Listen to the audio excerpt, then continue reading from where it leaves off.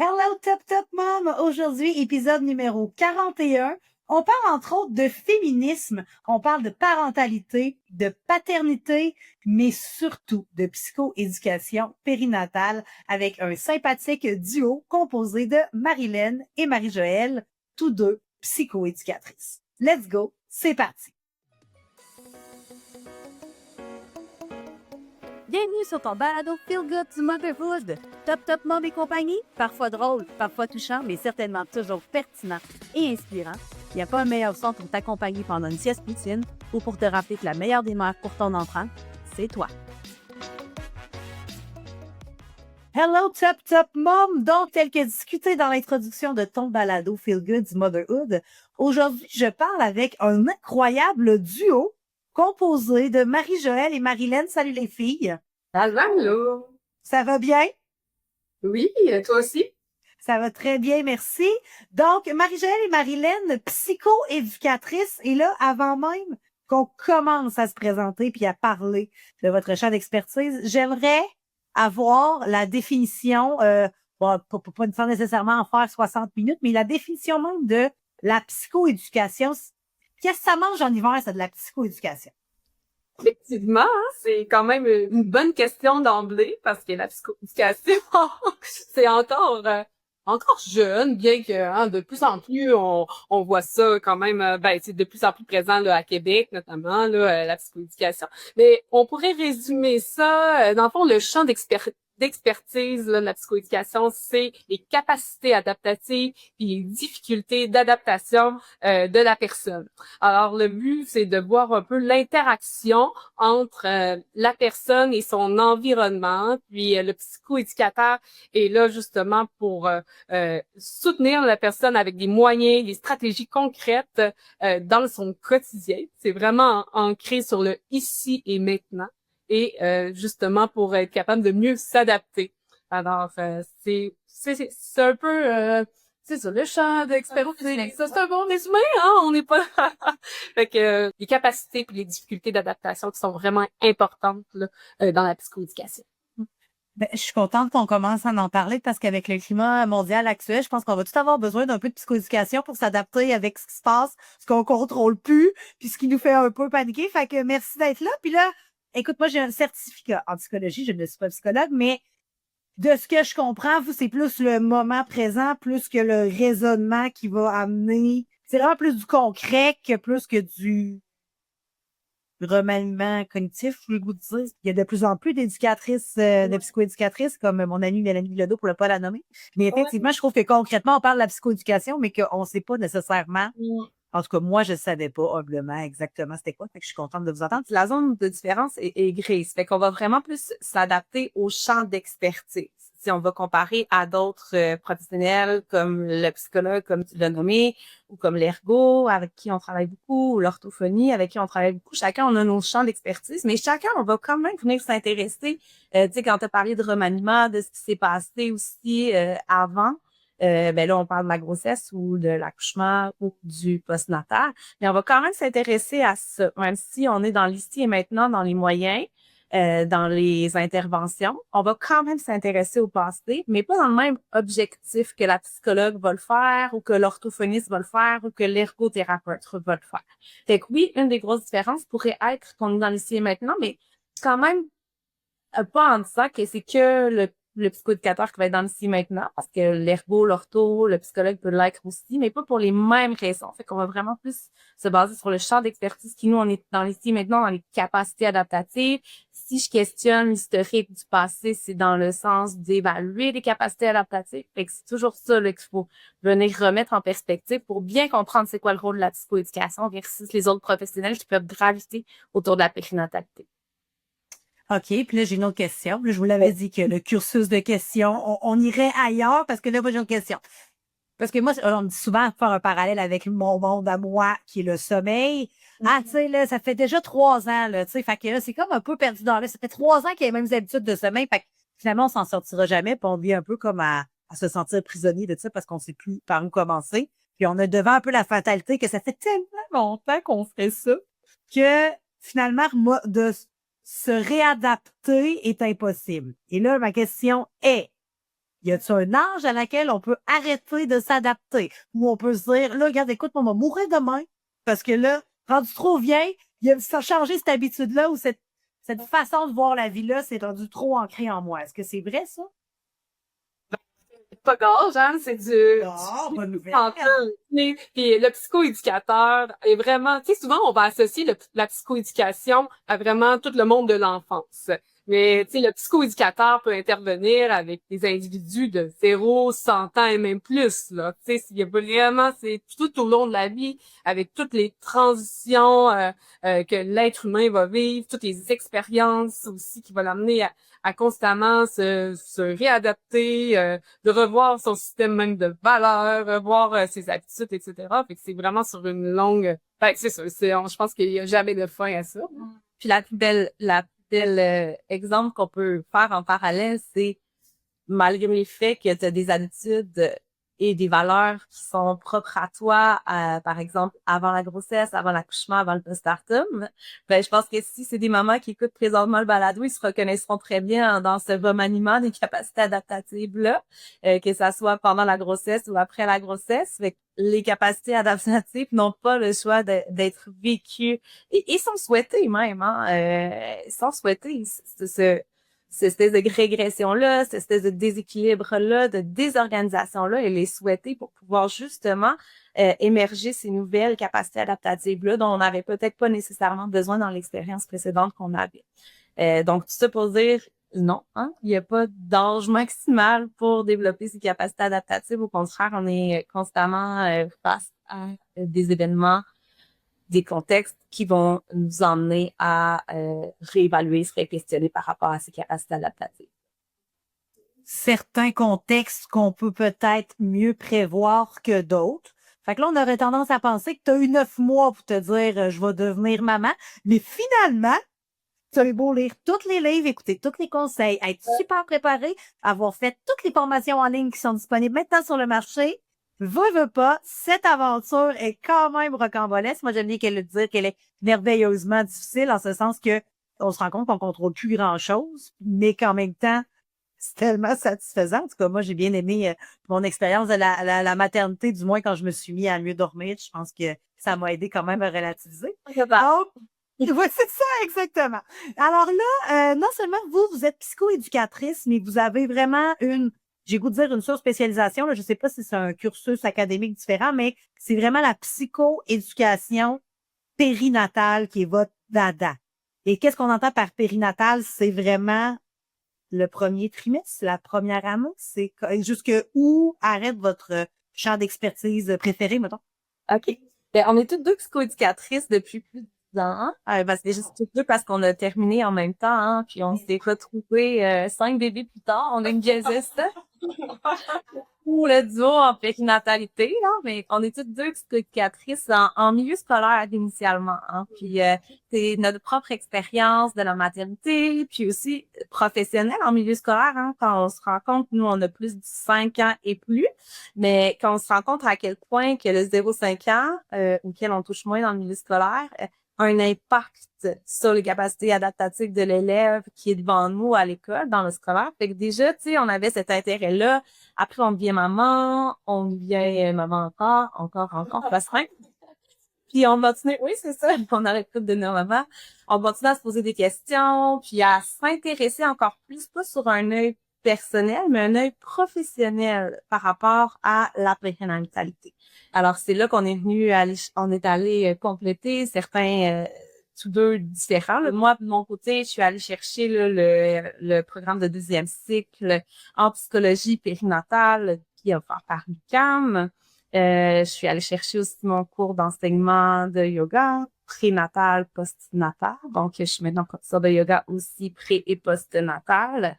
Et ma collègue, Marlène, toi, tu es allée chercher ton expertise périnate avec le cours et là, je te laisse continuer. Ben oui, pas le dénommer. Ben, de mon côté, moi, je suis allée me former en tant que doula. Donc, comme accompagnante à la naissance. Donc, c'est là aussi, c'est à travers tout aussi ce processus-là de devenir doula où j'ai vu toute la cohérence avec toutes mes notions en psychoéducation. Pour moi, c'est vraiment un rôle qui vient, c'est ça, qui est très cohérent là, entre, qui est complémentaire, effectivement, avec l'accompagnement à la naissance. Puis c'est à travers aussi le vécu partagé. C'est quand même encore un gros thème en lien avec la psychoéducation, mais c'est à travers l'accompagnement des mamans dans leur quotidien, de façon prénatale, pendant l'accouchement, puis après l'accouchement, c'est de pouvoir être auprès de la maman dans ces 3 étapes-là, dans le vécu là partagé. Ben, ça m'a vraiment aussi amené à être encore plus passionné, puis 2 à vouloir en connaître davantage, puis à développer aussi toute mon expertise professionnelle en lien avec autour de la périnatalité là en ce moment. Puis j'aime bien ajouter dans tout le volet de périnatalité parce que là, on parle du prénatal, donc la grossesse, de l'accouchement puis du postnatal. Mais j'aime bien parler du trimestre 0 aussi, qui est toute la conception, qui est une période en soi qui vient influencer aussi la période de la grossesse, l'accouchement et la période postpartum aussi. Donc, la périnat, pour moi, elle inclut cette période de conception-là, selon si le couple a des problèmes au niveau de la fertilité, selon s'il y a eu 1, 2, 3, 4, 5 fausses couches, selon si le bébé était désiré versus non désiré. Fait que la conception, pour moi, elle fait aussi partie de cette période périnatale. Mais merci.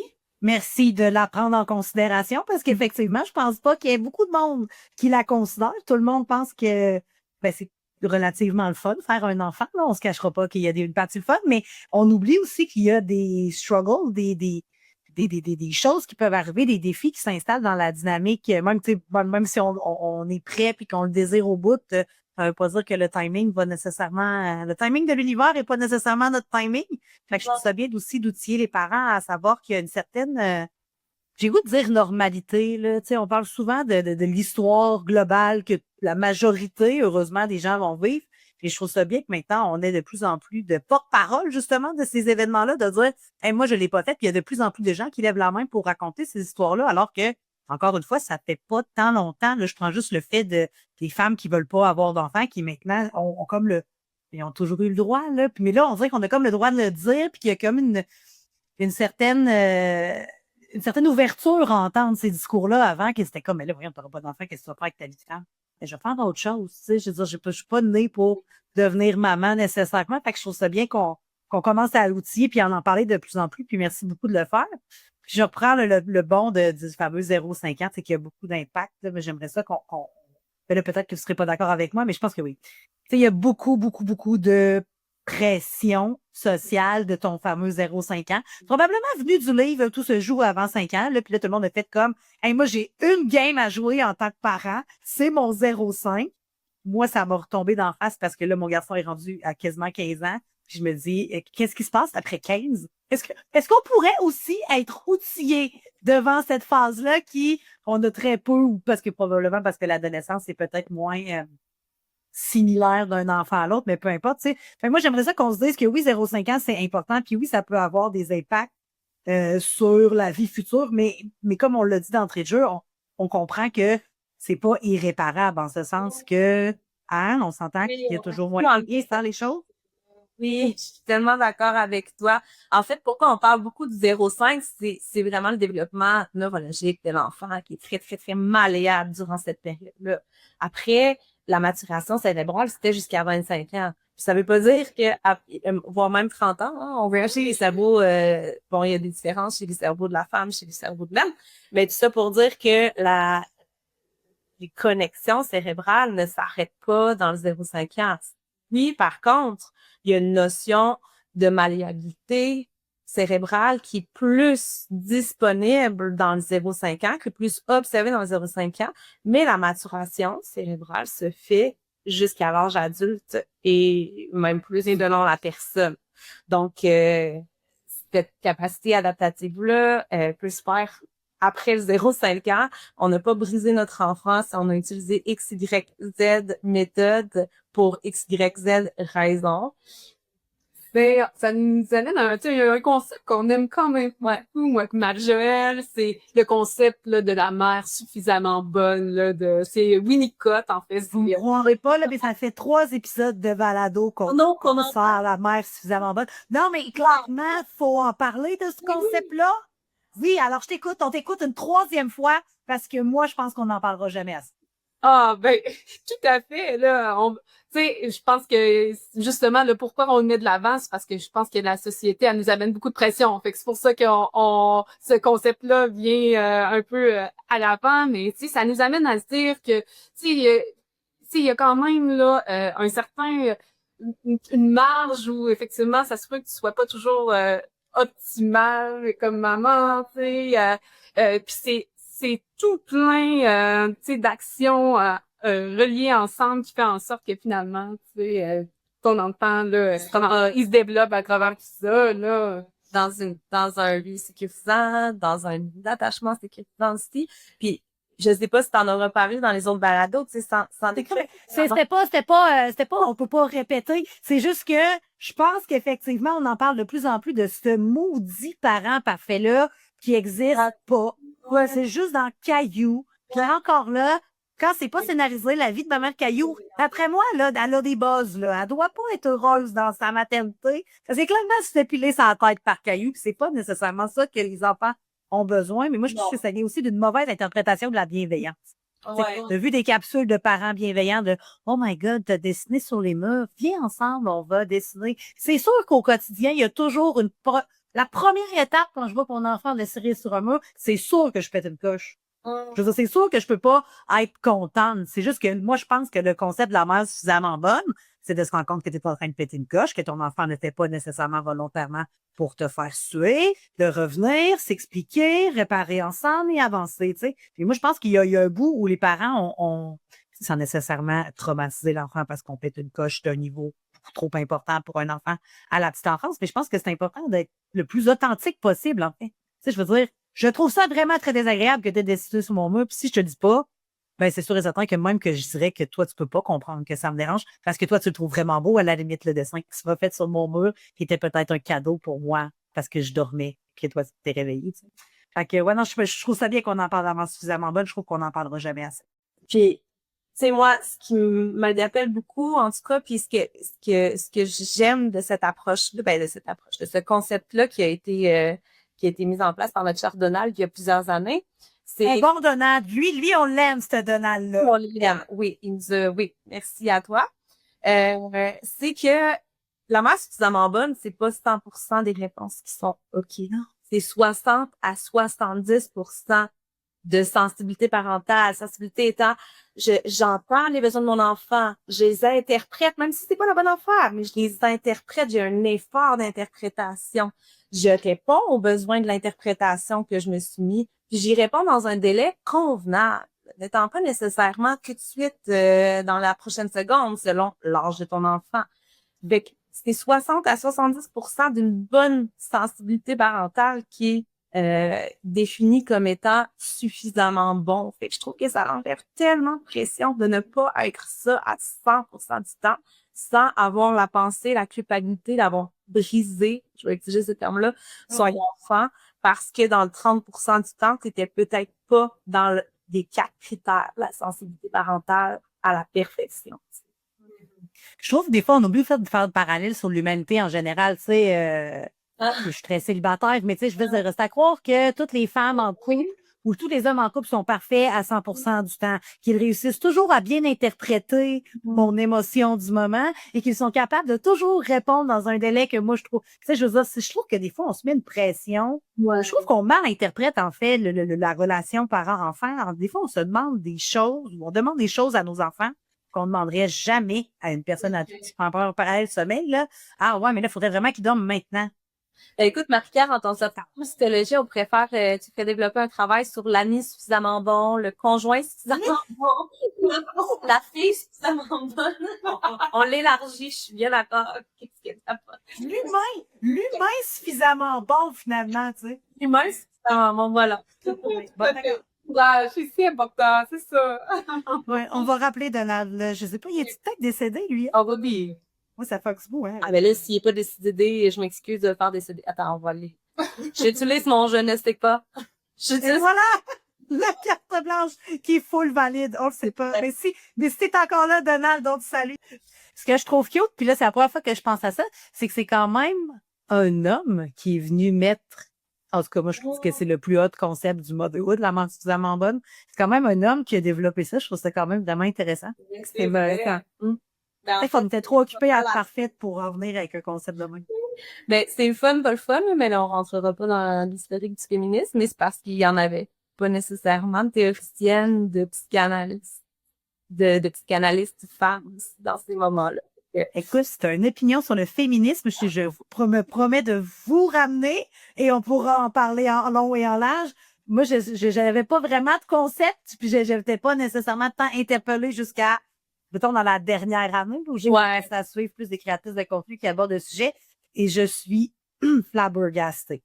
Donc, point. Revenons à notre sujet de la psychoéducation périnatale, mais on va en reparler en un autre balado parce que c'est vraiment un sujet qui me touche personnellement de plus en plus. Donc, la psychoéducation périnatale, c'est de la conception jusqu'à 5 ans, mettons, qui est votre dada, l'âge préscolaire. OK, pas que vous pouvez pas faire autre chose, mais ça, c'est vraiment votre expertise. Et là, j'ai trouvé ça très intéressant qu'on parle de la conception, puis moi, c'est sûr et certain que moi, j'aurais le goût qu'on parle plus du postnatal parce que moi, dans ma vision de ce que je fais pas vraiment de prénatal, mais quand même, tu sais, si on le va vite, là, avec chaque étape, là, à la conception, mettons, c'est quoi ce que vous entendez le plus souvent, qui est le plus commun quand ça arrive chez vous, de dire on a besoin d'outils pour s'adapter à cette défi-là, mettons, je n'aime pas prendre le mot problématique, mais à ce défi-là, c'est quoi qui arrive le plus souvent, mettons, dans la période de préconception, de conception? Ben, on va être vraiment dans... Puis là, après, ça va vraiment dépendre. Est-ce que le couple a vécu déjà des fausses couches? Est-ce qu'il est déjà fait il est en procréation médicale assistée ou il est encore dans l'essai naturel? Fait qu'il y a beaucoup de données. Ou c'est-tu deux mamans ou c'est-tu deux papas? Hein? Parce Oui, que aussi. on a ça aussi, tu sais. Fait que quand je dis la conception, mais il y a cette période de conception-là pour les deux papas, même si c'est pas nécessairement eux qui vont porter l'enfant aussi, tu sais. Fait que ça va vraiment beaucoup dépendre, mais peu importe on est dans quel genre de situation dans la conception, ce qu'on veut aller chercher, c'est beaucoup dans le désir. Qu'est-ce qui te pousse à désirer être parent? Fait qu'on va vraiment travailler dans les capacités adaptatives à ce niveau-là. OK. Ouais. Puis au niveau de la grossesse, mettons, capacité adaptative, Ben, son corps changé, ça revient-tu souvent? oui. Tout à fait. Justement, c'est vers là que j'allais aller, là. Justement, ben, tout le corps en changement, puis aussi la psychologie également, tu sais, de se dire quel genre de maman je vais être, par exemple, quel genre de papa je vais être, etc., en fonction de ce que j'ai vécu aussi. Déjà, ça ramène tout plein de questionnements. Puis si on parle, par exemple, d'un premier bébé, c'est ça, c'est d'aller vers l'inconnu, c'est toutes des choses que la personne n'a pas vécues. C'est une certaine imprévisibilité. Alors, c'est certain que de l'anxiété, c'est normal, là. Tu sais, quand on est devant de l'inconnu, si en plus je sais pas, on a une idée qu'on sera peut-être pas le parent qu'on voudrait être de façon optimale, ben c'est certain aussi notre sentiment là, il peut être tu sais notre sentiment d'être la meilleure maman, tu sais tout ça, ça peut quand même apporter de l'anxiété. Tout à fait. Là, fait que c'est normal de vivre beaucoup de changements autant physiques, psychologiques à travers cette période-là. Puis c'est d'en prendre conscience, ça, surtout d'en prendre conscience puis de pouvoir s'observer dans l'action, tu sais puis après ça prendre bien soin de soi là-dedans. Puis t'as nommé le mot normal. Puis peu importe que tu sois dans la conception, dans la grossesse, dans le postnatal, c'est toujours ça le discours. C'est un peu de nuancer, c'est un peu de normaliser sans nécessairement banaliser, hein, parce que il y a réellement des symptômes, des états dépressifs sans nécessairement dire que c'est une dépression anténatale ou postnatale. Il y a réellement des états anxiogènes sans nécessairement diagnostiquer un trouble anxieux par rapport à la grossesse, mais de normaliser sans banaliser, ça devient important à chacune des étapes périnatales. Parce que ce que le parent vit est important de verbaliser est important de mettre en récit. C'est ce qui va lui permettre aussi de pouvoir faire en sorte de solliciter ces capacités adaptatives-là qu'on veut aller chercher en psychoéducation, peu importe la phase. Là. Puis je me permets de revenir là, de normaliser sans banaliser. J'adore cette phrase-là parce qu'effectivement, c'est quand même un main point de je pense, du travail de quelqu'un qui est en relation d'aide. Puis là, moi, ça m'amène une question, puis c'est une vraie question, là. Est-ce que vous pensez que d'avoir des discours, justement, sur les réseaux sociaux qui parlent de ces expériences-là, est-ce que ça aide les mamans à dire « Oh, I'm not alone » ou est-ce que ça nuit en se disant « Mon Dieu, ça pourrait peut-être m'arriver moi aussi ». Est-ce que c'est plus aidant ou c'est plus handicapant? Ça dépend de la personnalité du message de la personne qui le reçoit, je sais pas. Ouais. Ben, tout est existe, en fait. Les deux, tu sais, la maman, là, tu sais, c'est sûr qu'effectivement, il y a beaucoup d'informations qui circulent. Ça dépend effectivement de qu'est-ce que tu veux aller chercher, qu'est-ce que tu retiens, est-ce que justement, puis c'est un peu ça aussi dans la psychoéducation, on va vraiment aller analyser chaque situation. Mais si pour une maman, par exemple, que tout l'aspect des réseaux sociaux est super anxiogène, mais c'est là-dessus qu'on va travailler avec elle, de façon concrète, à trouver des moyens, genre pour l'aider à s'adapter à toute cette pression-là externe qui est là, puis qui a une influence sur La maman elle, sur la femme qu'elle est. Mais il y en a d'autres que ça peut aider aussi. Ça peut faire en sorte justement qu'ils se sentent moins seuls, qu'ils se sentent comprises parce qu'ils voient que d'autres personnes vivent des situations semblables aussi. Alors, autant que ça peut avoir un effet rassembleur, autant oui, peut-être que ça peut pour d'autres personnes être plus anxiogène dans leur... de recevoir, mais il y en a aussi, tu sais, je pense à quelques des mamans qui j'ai eu l'occasion d'accompagner. Il y en a que ça tenait leur mise en récit, qui est important quand j'ai dit que la mise en récit est essentielle à développer ta capacité adaptative. Qu'est-ce que je suis en train de vivre? Comment je le verbalise? Comment je mets des mots sur mon expérience?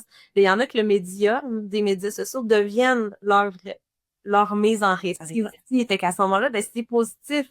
Mais encore une fois, ça peut être négatif aussi. Fait que ça va tellement dépendre de la maman qui est devant nous, la personne, la femme. De son état d'âme et du fait, ça l'a dormi bien ou pas la nuit dernière aussi. Des fois, on oublie que le manque de sommeil, le sommeil prémenté, ça va jusque-là. Et puis, les défis en psychoéducation périnatale du 4e trimestre, les plus courants, mettons, les questions qui reviennent le plus souvent avec maintenant qu'on a un bébé neuf dans les bras.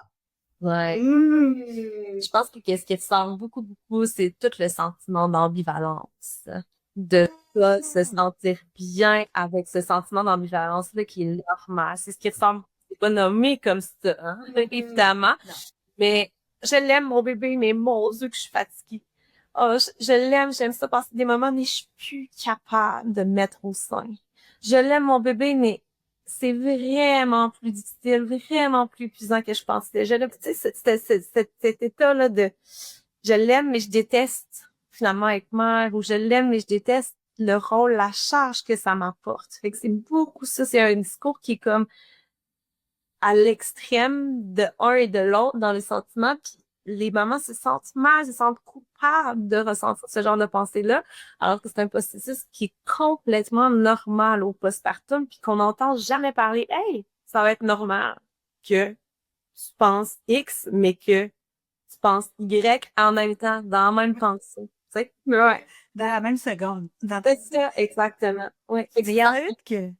Oui, l'ambivalence. Puis il y en a une que j'aime beaucoup suivre, en tout cas, ben, que j'aime en tant qu'artiste, mais que je trouve que depuis qu'elle est devenue maman, je trouve qu'elle, en tout cas, je sais pas si c'est vraiment elle qui dit ça, mais elle est super bien quotée, comme on dit en bon québécois. C'est Rihanna. Puis récemment, elle a dit quelque chose du genre, elle dit, oh, parce que là, en devenant maman, les personnes que j'aime le plus au monde, c'est mes enfants. Mais ce que j'aime le plus faire au monde m'empêche d'être avec mes enfants. Puis elle dit, j'ai pas encore trouvé tout mon équilibre là-dedans, tu sais, puis moi, en tout cas, moi, je me dis que ça doit faire du bien, effectivement. Ça dépend comment le message est reçu. Mais là, de la façon que les gens interprètent notre message, je pense que tant que c'est bien intentionné, notre message, je pense que ça peut toujours bien passer. Mais effectivement, on n'est jamais à l'abri de la réception de l'autre côté de l'écran. Puis j'aimerais même en profiter pour faire une parenthèse aux gens qui ont des tribunes de sans nécessairement se censurer, toujours rester dans l'authenticité du message qu'on a à livrer.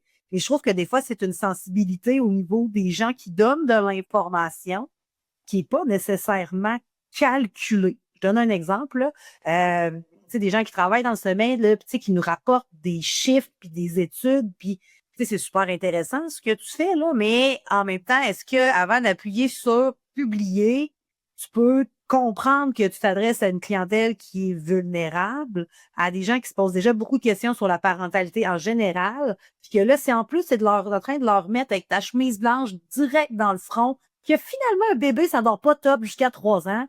Il me semble que ça manque d'empathie, là. Tu sais, c'est comme faire phrase, fille, là. T'as un doctorat, t'es capable d'écrire des mots qui vont être mieux, je pense. C'est pas que je suis pour les contre les pourcentages. Au contraire, ça prend des recherches, ça prend des experts, ça prend du monde dans ce domaine-là qui est pas mon domaine. Moi, je suis beaucoup plus dans la relation d'aide, comme je l'ai dit tantôt. Fait que ça en prend. C'est juste que des fois, je trouve que d'être trop longtemps dans leur laboratoire, dans leur livre, je trouve que des fois, quand ils viennent pour communiquer l'information, ça se ramasse justement dans les boîtes de DM de filles qui font de la relation d'aide, puis qui font comme, hey, des chiffres, c'est vrai, effectivement, c'est des vraies études, mais attends, tu sais, je veux dire, c'est pas parce que toi, t'es d'un extrême à l'autre ou en tout cas, qui était pas nécessairement dans ces chiffres-là que ton bébé, genre, il a pas dormi 10 heures, mon Dieu, son développement, c'est plus là, tu sais. Fait que je trouve que des fois, ça manque un peu de nuance au niveau des choses qui sont publiées.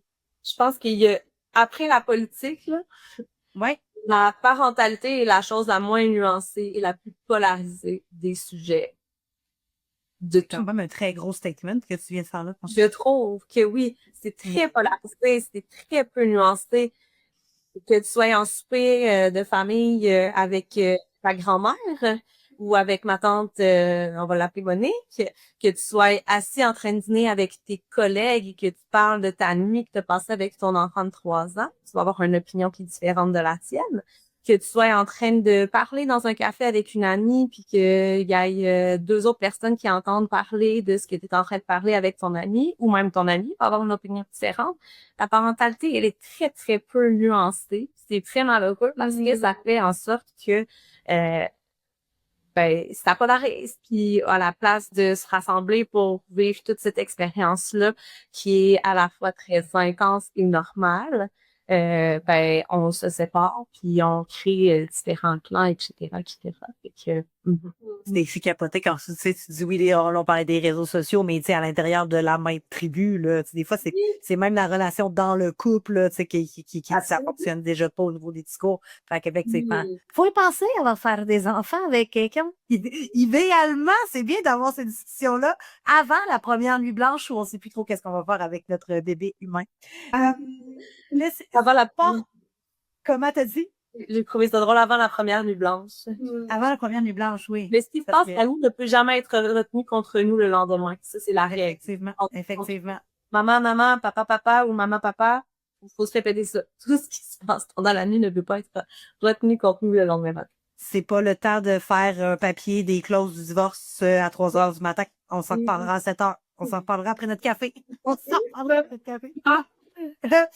Au niveau de la transition postpartum, tu sais, parce que là, on le sait que là, on va revenir de l'hôpital, de la maison de naissance, on a couché à la maison, peu importe, là, c'est pas ça le sujet, mais il y a quand même le fait que un jour, tout le personnel comme bon accompagnante à la naissance n'est plus là. Tu sais, là, on se ramasse vraiment en couple avec un ou un nouveau bébé avec plusieurs membres de la fratrie. C'est quoi le meilleur conseil ou le top 3 des meilleurs conseils pour mieux gérer justement cette transition-là de dire moi j'aime bien la phrase que nous on va avoir des enfants, mais ça changera absolument pas notre rythme de vie.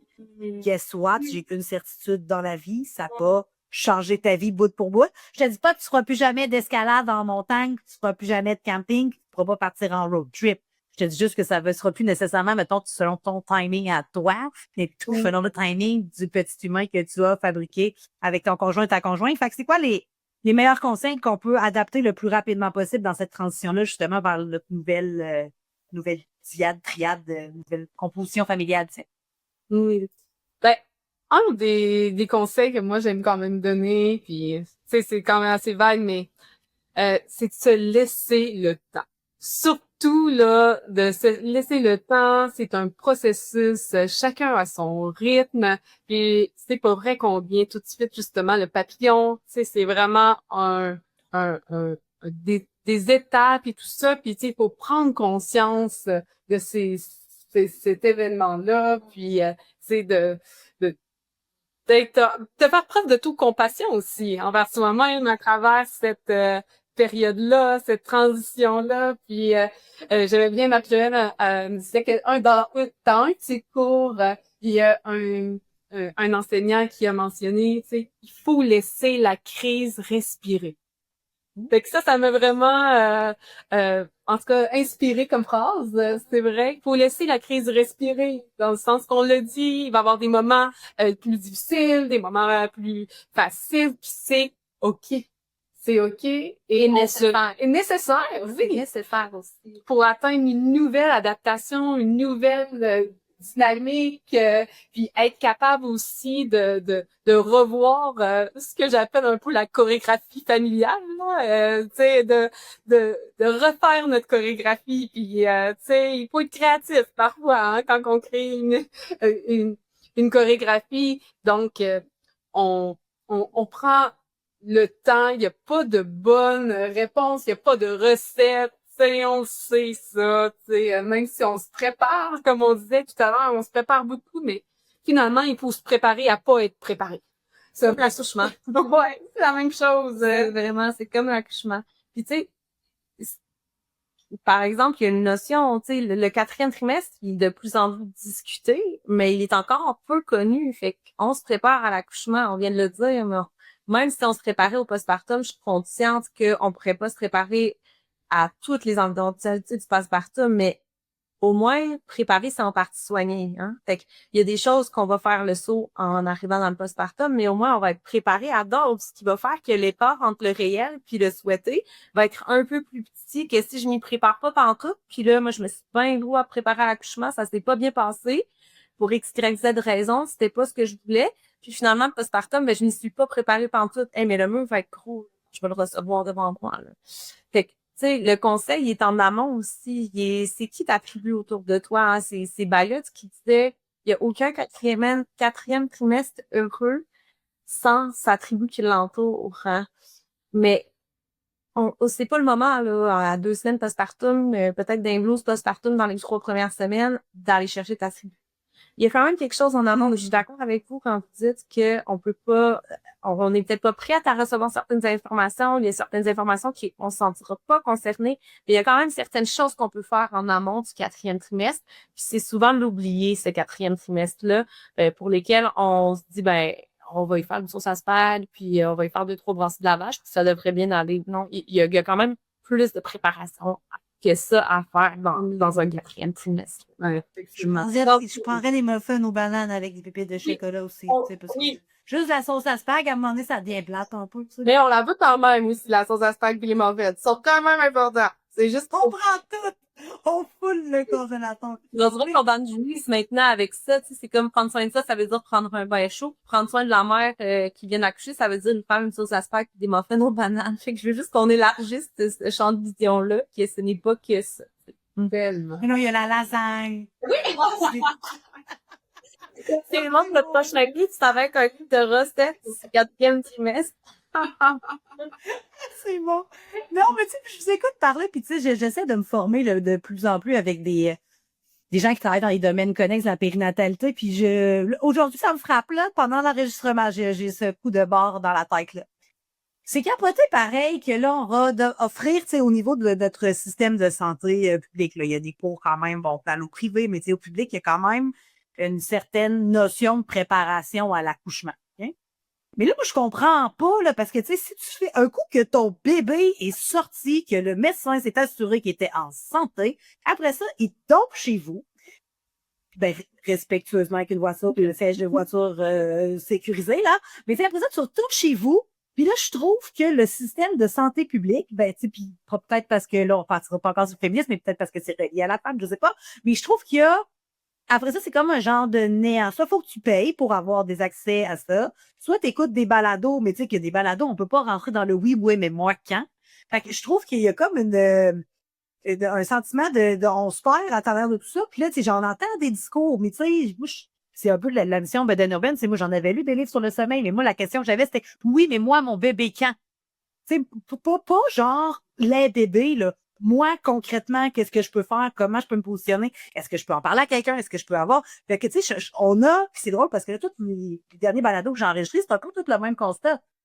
On le sait exactement ce qu'il faut faire, de essayer de respirer la crise, prendre le temps de s'adapter. Mais pourtant, quand tu arrives à ton rendez-vous de 1 mois, puis que ton bébé il a perdu du poids, puis qu'il fait pas encore ses nuits, puis t'as été cerné, ben là, tout d'un coup, c'est ta faute, faudrait que tu révises, ou tu es antidépresseur. Tu sais, je trouve que, bref, la maman est beaucoup laissée à elle-même, puis on le sait, nous, vous, en tout cas, je m'inclus là-dedans, mais on le sait que les parents ont besoin de ça, puis c'est encore quelque chose qui n'existe pas, autre chose que de payer. Puis là, on se mentira pas, la vie coûte cher, l'épicerie coûte cher, il y a même des familles qui ont même eu accès à se loger, fait que là, d'aller payer des honoraires supplémentaires, je vous dis pas que ça vaut pas la peine, au contraire, mais il y en a qui l'ont juste pas, le 100 piastres.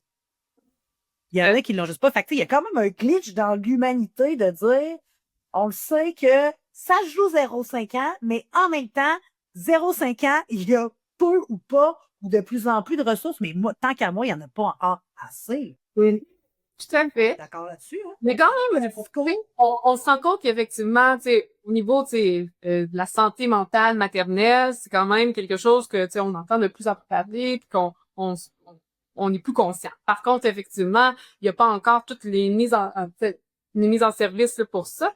Mais il y a tout de même des initiatives qu'on commence à voir apparaître. Par exemple, il y a la plateforme Toi, moi, bébé. Est-ce que c'est une plateforme? Ça, c'est quand Moi, bébé, ouais, je pense que oui. ah, ben ouais, mais cette plateforme-là peut aider à la prévention aussi, toute l'anxiété, dépression, etc. au niveau de santé mentale. Fait que c'est déjà bon, c'est une initiative. Aussi au niveau du CLSC, là, il y a un nouveau programme là, qu'ils sont en train quand même de mettre en place pour avoir justement au niveau postnatal des services du moins 1 mois après, parce qu'effectivement, le constat était que, par exemple, les infirmières vous donnaient beaucoup d'informations, mais une fois que t'es dedans, effectivement, des fois, tu l'as oublié ou t'étais, tu sais, au début. Alors, il y a des initiatives de pouvoir, là, tu sais, donner des services comme ça, après la naissance, par exemple, 1 mois, 2 mois après. Mais c'est sûr que d'un autre côté, on voit vraiment le besoin aussi c'est psycho-éducatif. On trouverait ça vraiment intéressant parce que souvent aussi, c'est des programmes qui sont faits par vos corps de métier puis c'est super pertinent. Tu sais, par exemple, des infirmières qui vont donner ces formations-là, puis c'est super pertinent qu'ils soient là parce qu'ils ont une expertise intéressante au niveau de tout des soins du bébé. Mais tu sais, une diade là, tu sais, d'une infirmière puis d'une psychoéducatrice, par exemple, ou d'un psychoéducateur, me semble que ça serait merveilleux pour aller combiner aussi tout cet aspect-là de la santé mentale maternelle. Ça fait que Bon, même à l'hôpital, là, mais tu sais, on est dans notre grand monde de corps, vraiment. Si. Mais je l'aime, moi, ce monde-là. On s'en éloigne de plus en plus, mais je l'aime. Mais dès l'accouchement de la maman, qu'il y ait quelqu'un de proximité qui peut, au niveau de la santé mentale maternelle, garder un œil, de veiller. Parce que, tu sais, il faut faire le pari qui a de s'occuper de la santé mentale maternelle, c'est de s'occuper de nos enfants de demain, là. C'est ça, notre pari, là. C'est que si, santé mentale maternelle, là, je dis maternelle, mais il y a paternelle aussi. On parle très peu de la patrescence, beaucoup de la matrescence. Mais bref, santé maternelle, santé mentale maternelle et paternelle vont faire en sorte que le petit bébé, ben, il va se développer dans un environnement, dans un contexte qui va être favorable à développer un attachement sécurisant, à développer ses compétences instinctives qui sont adaptées à son âge, X, Y, Z, etc. C'est comme si on disait, puis j'aime ça quand tu dis, il y a plein de services en pré, peu en poste. C'est pas, il faut voir ça comme une continuité. C'est pas, j'ai accouché et tout est terminé. Au contraire, le chantier postnatal est énorme. Et moi-même, peut-être différent que le chantier prénatal, hein. Il est gros, le défi est grand, puis c'est comme si on se disait, voilà, vous allez accoucher, on va vous faire passer un petit questionnaire, puis c'est correct, le petit questionnaire sur la détection d'une possible dépression postpartum ou quoi que ce soit, mais si tu es dans ta journée sentiment d'ambivalence rose, là, que tout va bien, là, tu seras pas nécessairement dépité. Aussi, au contraire, tu es dans ton sentiment d'ambivalence noire cette heure-là, parce que tu as pris ton rendez-vous à 8h30 du matin, que tu pas eu le temps d'allaiter à part dans ton char avant d'aller rejoindre l'infirmière, ben là, tu vas côté haut, puis on va te proposer des antidépresseurs, tu sais. Fait que il y a quelque chose au niveau de l'accompagnement postnatal à repenser certainement, oui, pour les mères et pour les papas. Puis c'est juste que fidèle à moi-même, je trouve que ça ira jamais assez vite, en fait. Là, tu sais. Parce que moi, j'ai un peu le monde de licorne, mais moi, j'ai aussi une baguette magique.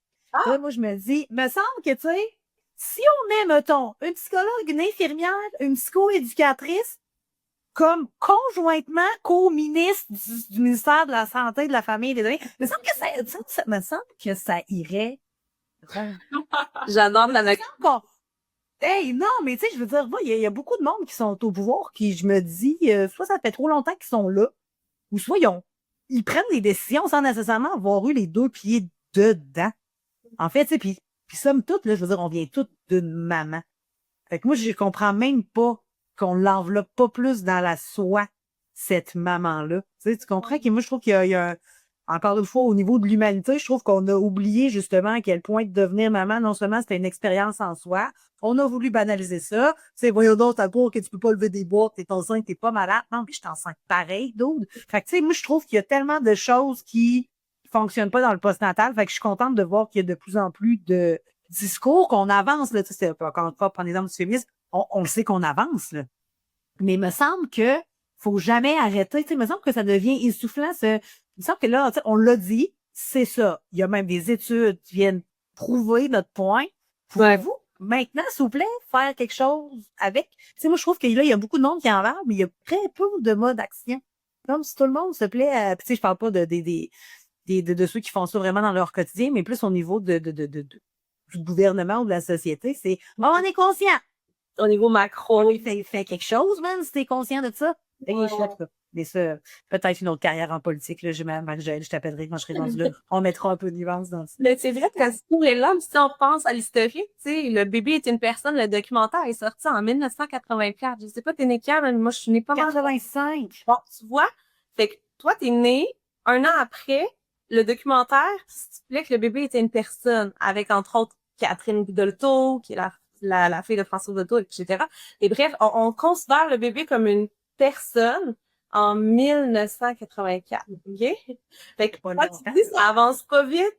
Là, on est en train de parler de ma créance. Ça se peut que nos filles, plus tard, soient dans un malado XYZ, puis revendiquent le même message que leur mère Eric revendiquait en 2025. Mais c'est ça. C'est long, c'est lent, mais il faut continuer à le mentionner pour qu'un jour... je sais pas, le documentaire s'appellera comment? Ça sera pas le bébé d'une personne, mais je sais pas. La maman... Tout le monde compte. Moi, j'appelle ça tout le monde compte, là. Je veux dire, on peut-tu comme prendre chacune entité puis accepter que le papa a besoin d'outils. Mais ça, encore là, tu parlais de papa. Moi, je me fais de moins en moins, là, parce que clairement, je pense que j'ai bien défendu mon point. Pourquoi moi, je m'adressais aux mamans? Parce que quand tu regardes des stats Beden-Oben, 12%, c'est les papas. Puis c'est souvent des comptes que tu dis, 73,08.Steve, d'après moi, c'est un faux compte, t'sais. Fait que moi, je m'adresse aux mamans, mais c'est vrai qu'il y a des papas qui doivent se sentir isolés, t'sais. On parlait de plus en plus des familles homosexuelles. Imagine, vous êtes 2 hommes. Puis là, vous voulez avoir des conseils sommeil, puis tout commence par, hey, salut, top, mom, laisse-moi t'aider. Effectivement, peut-être qu'il y a aussi une partie qui est oubliée là. Mais tu sais, encore là, ça prendrait des psychoéducateurs qui peut-être se pensent. Parce que, tu sais, moi, j'ai beau t'expliquer comment faire ton rôle de papa. Je suis pas un papa. Je sais pas vraiment comment ça fonctionne, tout ça. Fait que je peux te donner, tu sais, de la théorie puis du gros bon sens. Mais après ça, pour te prendre par la main puis dire, hey, je vais t'outiller puis t'accompagner dans ta paternité, d'autres, en tout cas, moi, je me sens pas apte à le faire, là. Peut-être que si j'avais un doctorat, peut-être que oui, mais là, en tant que consultant de sommeil, là, je me dis déjà que d'accompagner les mamans, je trouve que c'est déjà quelque chose qui est quand même, oui, important, mais qui est quand même prenant mentalement. Imagine s'il fallait que j'outille quelqu'un que je comprends pas nécessairement sa réalité, ça capote. Puis tu sais, puis que tu comprends pas nécessairement sa réalité, mais que les recherches sont encore très pauvres à ce niveau-là, au niveau de la paternité. Là, moi, j'ai Le devenir tard, il est beaucoup étudié par rapport à la diade mère-enfant mais pas étudié par rapport à moi en tant qu'homme qui devient père. Qu'est-ce qui se passe dans mon émotif, dans ma transition, dans mon identité? De plus en plus, on en a là depuis peut-être, en tout cas par rapport à l'UQAM, là, depuis 2020, là, de plus en plus, on a des recherches qui vont vraiment en sens du père en tant que individu, mais pas en termes de comment je prends soin de mon bébé ou comment je vais outiller la mère pour qu'elle prenne soin de mon bébé. Ça, on en a des recherches à ce niveau-là. Sur la dynamique. Sur le père en tant que triade, là, tu sais, faisant partie de la triade. Puis c'est quoi son rôle par rapport au développement affectif du bébé pour qu'il comprenne qu'il n'est pas fusionnel avec sa mère, etc. Ça, on l'a. Mais des études cliniques par rapport au père, au ressenti du père dans ce devenir père-là, on en a peu encore. Fait que ça va être normal qu'on sache pas nécessairement comment s'adresser. Aussi, ils vont pas nécessairement lever la main. Même les mères lèvent pas nécessairement la main. Fait que les pères, on est encore à coincés dans nos j'aime dire, cicatrices des dernières décennies. Fait que les pères sont de plus en plus impliqués, mais ça veut pas dire nécessairement qu'ils sont de plus en plus à l'aise à lever la main dans ce qu'ils vont vivre dans leur maternité non plus. Mais ça revient un peu à mon plaidoyer de tantôt qu'on a besoin justement de ces études-là, on a besoin de ces experts-là, on a besoin de mieux comprendre pour mieux adapter effectivement notre discours, tu sais. Puis là, j'ai juste closé, tu sais, moi, j'ai jamais refusé de parler sommeil avec un papa. Non. Parce que souvent, c'est à la lecture du livre de dire, hey, c'est super le fun ton livre. Bon, je me lance des fleurs au passage. Mais en même temps, je me suis pas sentie du tout interpellée, tu parles juste à la mère. Puis on a rajouté quand même dans l'introduction que puis moi, je me disais, pour tous les livres que j'ai lus au masculin puis que je devais me sentir interpellée, c'est sûrement capable de lire 116 pages au féminin et donc te sentir interpellée. Mais je suis d'accord avec vous que on n'en parle justement pas assez. Puis, tu sais, puis quand tu me dis que depuis 2020, l'UQAM se penche là-dessus, ça fait 5 ans sur 2025 ans après Jésus-Christ, là. Fait que, tu sais, je veux dire, on est dans la prémisse de on a juste commencé à attacher nos chaussures, on n'est même pas parti à la course encore. Fait qu'il y a encore du chemin à faire là-dessus. Et puis, pour revenir au rôle des parents, la différence ou d'adaptation, mettons, entre pour le quatrième trimestre, mais entre le premier puis le deuxième enfant, est-ce que c'est très différent, ça, cette période d'adaptation? J'imagine que oui, mais comment elle se verbalise? Ben, une mère va naître ou renaître mère autant et aussi longtemps qu'elle va faire de nombre d'enfants. Le changement identitaire est présent à chaque accouchement. Puis ça, encore une fois, c'est un piège de penser que tu vas être maman pour une deuxième fois ou une troisième fois pour te dire que le postpartum va bien aller parce que tu l'as déjà vécu. Biologiquement, chimiquement, émotionnellement, il se passe quelque chose à chacun des accouchements, même si tu l'as déjà vécu. Donc, ce remaniement identitaire-là va se refaire. Tu vas revivre des couches de deuil. Tu seras plus la maman d'un enfant, tu vas être la maman de 2 enfants, ce qui va faire des deuils de oh, j'aurais peut-être plus la même patience. Oh, j'ai peut-être plus le même temps avec mon premier enfant. Oh, j'ai peut-être plus X, Y, Z. Puis encore une fois, tantôt, j'ai abordé vite l'écart entre le réel et le souhaité. Tu vas le vivre à chacun de tes postpartum. Tu vas avoir un imaginaire conscient ou inconscient. Tu vas te l'être imaginé, là.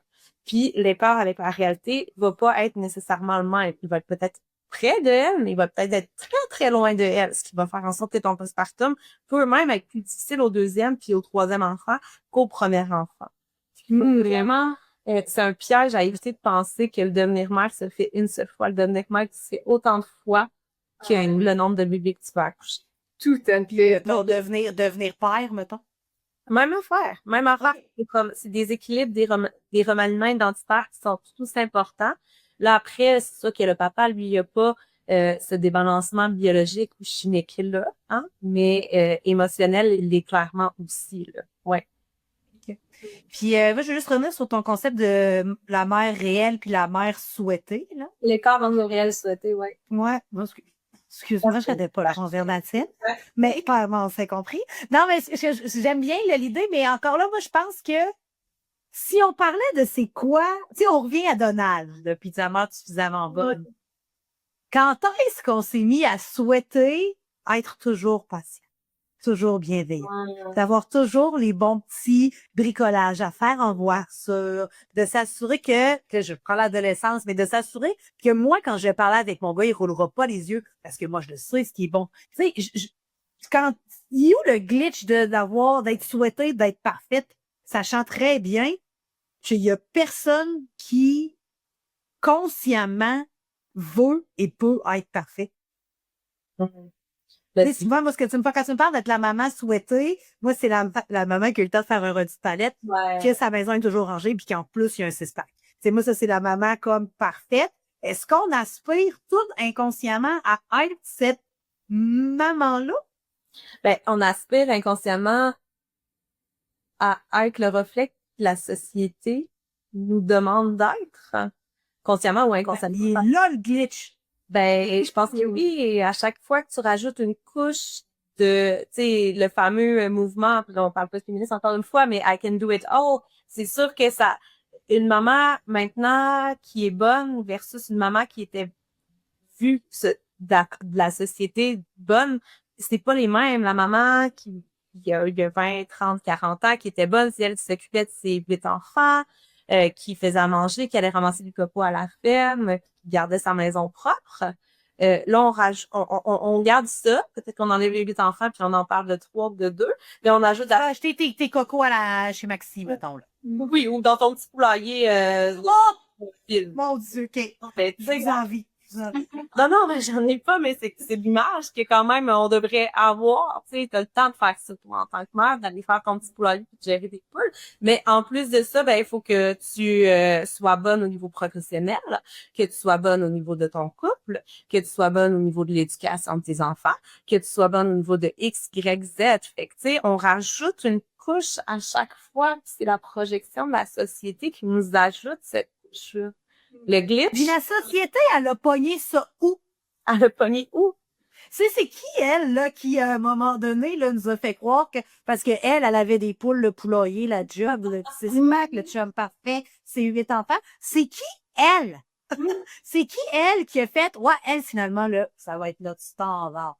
Standard, c'est comme si tu te réveilles le matin et que tu penses que ça ressembler à Jennifer Lopez parce que t'as oublié qu'elle a une équipe de make-up artists derrière elle qui, dès qu'elle s'ouvre les yeux le matin, ils mettent du caption, tu sais. Je veux dire, je comprends que la société pense que c'est ça. C'est juste que, moi, en tant qu'anthropologue, je suis toujours à la recherche de, Où c'est que ça va? glitch. Quand est-ce que la société, puis là encore là, peut-être que Marie-Jeanne, tu dirais que c'est patriarcal, mais peu importe, c'est ça.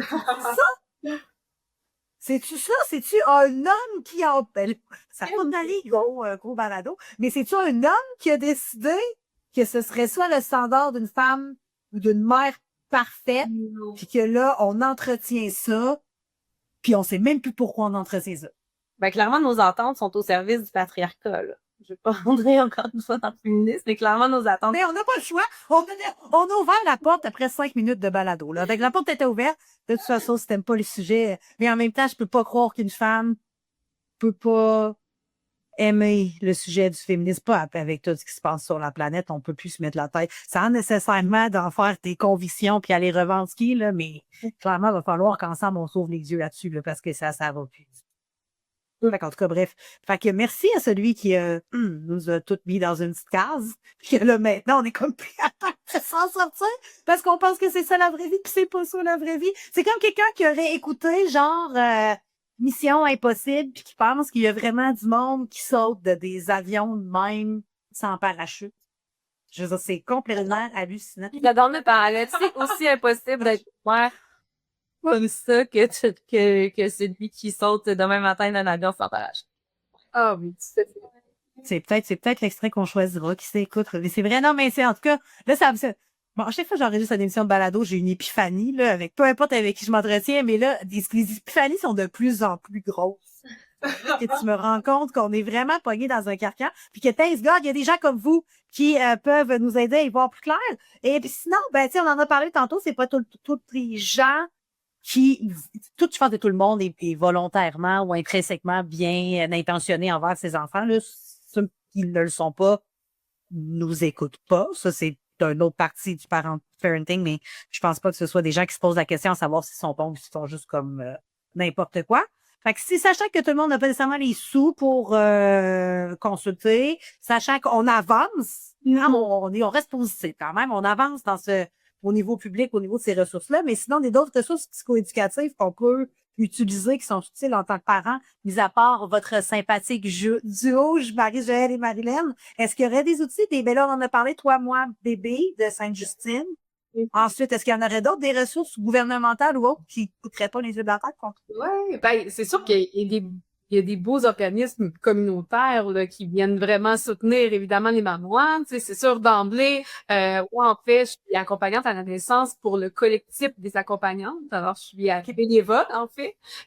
Donc, c'est vraiment justement là cet accompagnement-là, c'est avec un système aussi de dons. Alors, c'est vraiment accessible là, à toutes les mamans. Fait que le collectif des accompagnantes, il y a plusieurs services qui peuvent être offerts. Oui, l'accompagnement à la naissance, mais aussi, tu sais, tantôt on parlait de tout l'aspect de devenir parent. On offre des ateliers sur le devenir parent.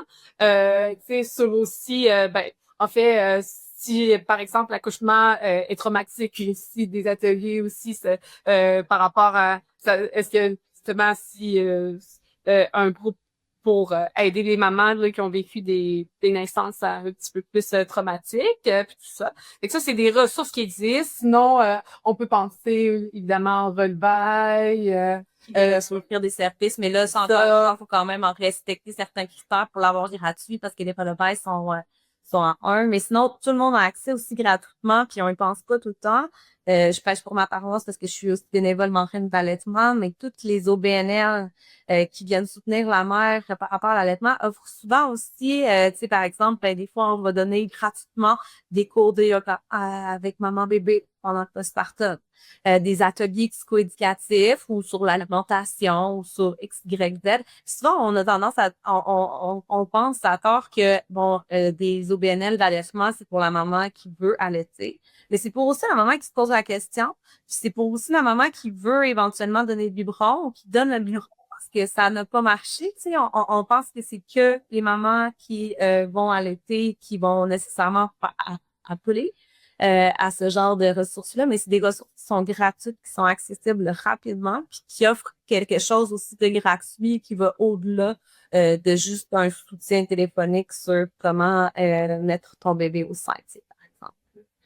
Ouais. C'est vrai qu'on n'y pense pas souvent à nos OBNL, nos maisons de la famille, par exemple. Là. Il y a quand même beaucoup d'organismes qui gravitent, qui peuvent avoir des services moins dispendieux ou du moins des ressources juste de.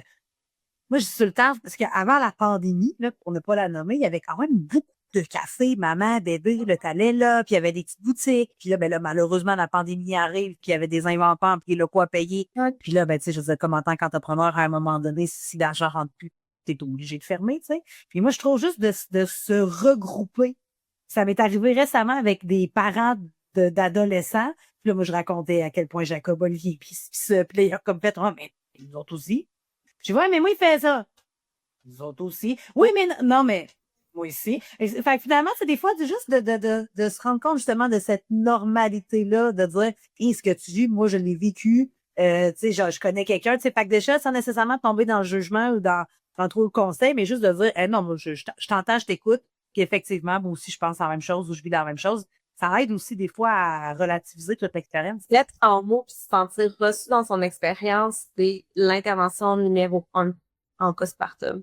Donc, oui, ces espaces de parole-là, elles sont importantes qu'elles soient formelles. Tu sais, mes cours de yoga postnatal, là, ça devient cet espace de parole sécurisant-là aussi. Fait que c'est pas, des fois, c'est pas non plus d'appeler un psychoéducateur ou un psychologue, mais c'est de rejoindre, c'est de trouver sa tribu. Hein. La fameuse tribu du 4e trimestre que Ingrid Bayotte nous rappelle qu'elle est importante. Puis des fois, la tribu, c'est pas juste la famille. Ça peut être autour aussi avec le discours des mamans qu'on côtoie, qui vivent la même expérience dans le vécu partagé de ce qu'on vit présentement ici.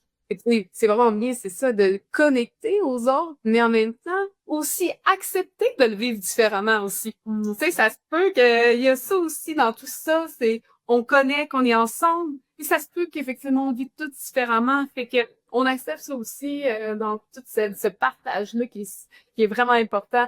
Mais oui, c'est de trouver en fait, tu sais, en fait, c'est ça, permettre d'exister en dehors de son rôle parental. Aussi, c'est se permettre d'aller dans ces groupes-là, de sortir de la maison aussi. C'est pas toujours facile parce qu'effectivement, il y a toute la psychologie de la femme qui est vraiment axée sur la survie du bébé. Alors, des fois, de juste penser, de sortir, de faire quelque chose d'autre, ça va être difficile, mais ça fait partie, des fois, de plans d'action concrets qu'on met dans un plan psychoéducatif, d'avoir accès à ces ressources-là qui sont gratuites, qui existent, que des fois on connaît pas, ou qu'on connaît, mais qu'on n'ose pas. Fait que ça peut permettre justement de se faire un plan concret, de se dire, OK, dans mon emploi du temps, qu'est-ce que je vais faire pour justement me soutenir dans cette transition-là? Fait que ça, c'est super.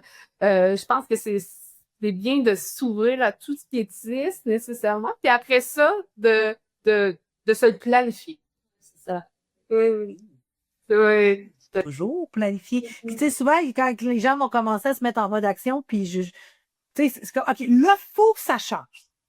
Fait que là, c'est faut que ça change, je vais commencer à m'entraîner, je vais commencer, gna, gna, gna, gna. Puis là, finalement, tu te ramasses avec une to-do de choses à faire, et tu as toujours 24 heures dans une journée. Fait que juste de commencer par, fais juste aujourd'hui, ouvrir ton navigateur, puis chercher des ressources près de toi. Puis demain, tu feras une liste de tes 10 préférés.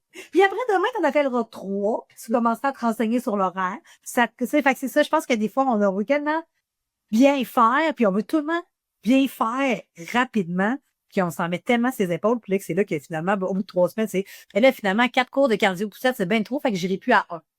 Mais non, mais tu sais, va à 1 cours de cardio-poussette, puis c'est bien en masse. Merci beaucoup! Pardon, on pense qu'on va avoir le temps en postpartum, mais c'est là l'importance de l'amont aussi, parce qu'on pense qu'un congé de maternité, c'est fait justement pour chercher ce genre de choses-là. Le congé de maternité, il est peut-être pas en congé, là. C'est une mission maternité. Ça fait pas longtemps qu'on l'a. Mais c'est probablement un de nos gentils ministres qui a appelé ça un congé. Ne sachant pas dans quoi ils s'embarquaient du tout, mais peu importe.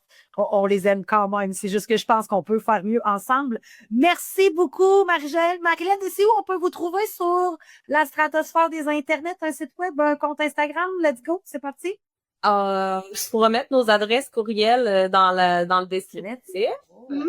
Sinon, cours de yoga prénatal, postnatal à la clinique de la Chrysalide, atelier psychoéducatif à venir aussi via la clinique de la Chrysalide et probablement d'autres endroits aussi. Toi, compagnie. Marilyn, tu devais être ton association. Rappelle-nous le nom. Oui, c'est ça, le collectif des accompagnantes. Alors, vraiment un bel organisme où effectivement on peut avoir de super bons services d'accompagnement. Et toujours ouvert aux collaborations, on va le mentionner si jamais quelqu'un entend ça et aime notre approche, aime la psychoéducation périnatale et veut développer des choses.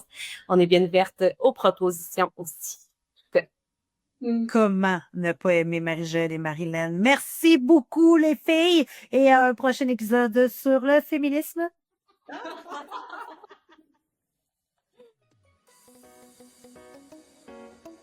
Hey Top Top Mom, tu viens tout juste d'écouter un épisode du balado Top Top Mom et compagnie. Si tu as aimé cet épisode, donne-nous une dose de love en nous accordant la note parfaite de 5 étoiles ou encore mieux, écris-nous un petit mot en commentaire. Merci infiniment d'être aussi top et je te dis à très bientôt pour un prochain épisode de Top Top Mom et compagnie.